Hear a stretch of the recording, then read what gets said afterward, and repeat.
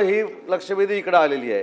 त्याच्यामुळे सभापती महोदय खरोखरच कळेना असं झालेलं आहे की आपण कदाचित कारवाई करतो म्हणून सांगितलेले निर्देश आणि आम्ही योग्य आहोत हे सभागृहाला दाखवण्यासाठी पुन्हा एकदा पणन आणि कृषीची लक्षवेधी नगरविकासला आलेली आहे। आपण जर सांगितलं तर मी माझ्याकडे उत्तर तयार आहे, पण ते नगरविकास खात्याशी संबंधित आहे। पण अशा पद्धतीची प्रक्रिया जर वारंवार होत असेल तर त्याचे देखील निर्देश सभापती महोदय आपण द्यावेत। Point of procedure, point of business, height the curtain काय बोलत याच्यामध्ये सगळं हे सभागृहात मोडतं. आला आता। नाही काय आहे, सभागृहाची प्रथा परंपरा याचे सगळे आपण संरक्षक आहात आणि त्यामुळे कुठला विषय कोणाकडे जायला पाहिजे कुठला याच्यावरनं कालच्या पहिल्या लक्षवेधीचा वाद झाला आणि माननीय मंत्री उदय सामंत यांनी आता त्याच्यावरती सविस्तर खुलासा केला की नगरविकासकडे यायला नाही पाहिजे होती, ती पणनकडे जायला पाहिजे होती। खरं म्हणजे आपल्या सभागृहात म्हणजे परंपरागत एक दोन भाग असतो, एक सत्ताधारी असतात, एक विरोधक असतात। आता आम्हाला असं वाटतं की त्याचे तीन भाग झालेत, सत्ताधारी 2 आणि विरोधक 1। तर ह्या 3 मध्ये काय कशा पद्धतीने आता ह्याचं कामकाज आपण सुरळीत आणणार ते समन्वय काय झालंय की आमच्या प्रश्नांचा आणि लक्षवेधीचा झालाय फुटबॉल। एक जण मारतोय इकडून तिकडे जातोय, तिकडून मारतोय तिकडे जातोय, आम्ही कुठे आहोत ते तर सांगा आम्हाला।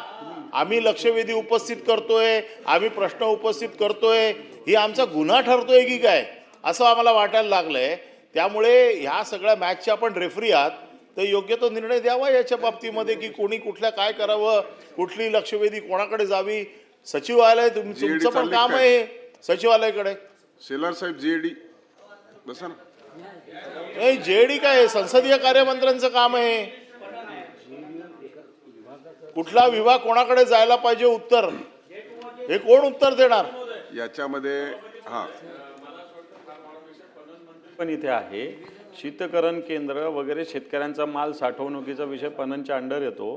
तर मला असं वाटतं आता उदयजी पण इथे आहे आणि जयकुमार रावलजी पण हे दोघे मंत्री आहेत, त्यामुळं त्याच्यामुळं यांचा जो भुजबळांचा विषय आहे की मार्केट म्हणजे जे शेतकऱ्यांचा माल येतो नाशिक शहरामध्ये त्याला साठवणुकीसाठी पाहिजे म्हणून मुंबईला यावं लागतं, म्हणून जर पणननी याच्यामध्ये निर्णय घेतला पाहिजे सरळ सरळ।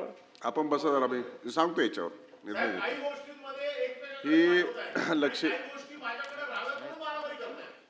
लक्षवेधी प्राप्त झाल्याच्या नंतर काल या संदर्भामध्ये मी जो निर्णय दिला माननीय मंत्री महोदयांनी त्या संदर्भामध्ये आपलं वक्तव्य देखील केलं, परंतु वस्तुस्थिती अशी आहे की विधानमंडळ या संदर्भामध्ये संबंधित विभागाला हे पाठवतं आणि त्याच्यात जर काही निर्णय घेण्यामध्ये संदिग्धता असेल तर सामान्य प्रशासन त्याच्यावरती निर्णय करतं आणि सामान्य प्रशासनाने तो निर्णय नगरविकासला केला आणि त्याचं उत्तर देखील प्राप्त झालेलं आहे।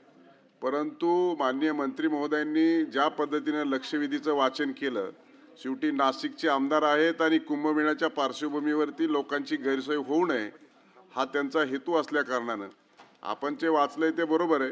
जीएडीने आपल्याला ते निर्देशित केलं आणि त्याप्रमाणे आपल्या विभागाकडून उत्तर देखील आलेलं आहे।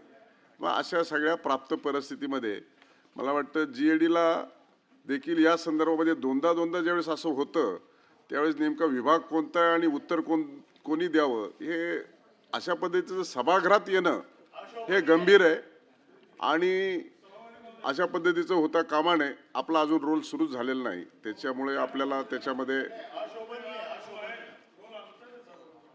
आणि म्हणून हे कालच जर आपण सभागृहात होता तर हे आमच्या विभागाकडे पाठवा म्हणलं असतं तर हा प्रश्न उपस्थित झाला नसता आणि म्हणून आपल्याला या संदर्भामध्ये आपण उत्तर देणार असाल तर आपण उत्तर द्या, सुरुवात करा। त्यामुळे गंभीर यापुढे असं होणार नाही हे संबंधित विभागाने याची गांभीर्याने दखल घ्यावी। सभापती महोदय तुम्हाला मनापासून आणि धन्यवाद आपण या देतो। संदर्भात सचिवाला देखील लेखी स्वरूपामध्ये पत्रव्यवहार केलेला आहे। मुख्य सभापती महोदय तुम्हाला मनापासून धन्यवाद देतो। हा मुद्दा मांडण्याचं कारण एवढंच आहे की कोणाचा अवमान करावा कोणाचा अपमान करावा असा अजिबात भाग नाही। सामान्य प्रशासनाचे मंत्री महोदय देखील सभागृहामध्ये आहेत, जयकुमार रावल साहेब देखील सभागृहामध्ये आहेत, मी पण तात्पुरताच आहे। पण परब साहेबांना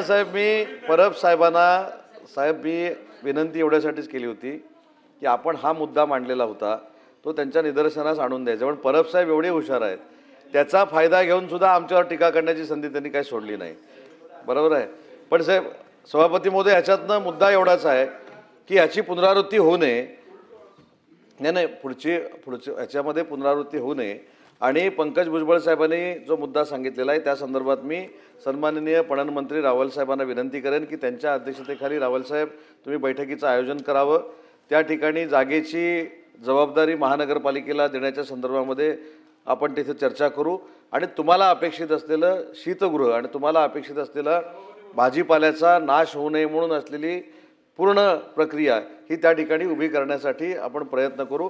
आणि म्हणून सभागृहामध्ये माझी रावल साहेबांना विनंती आहे या संदर्भामध्ये आपण एक बैठकीचं आयोजन करावं. सभापती महोदय,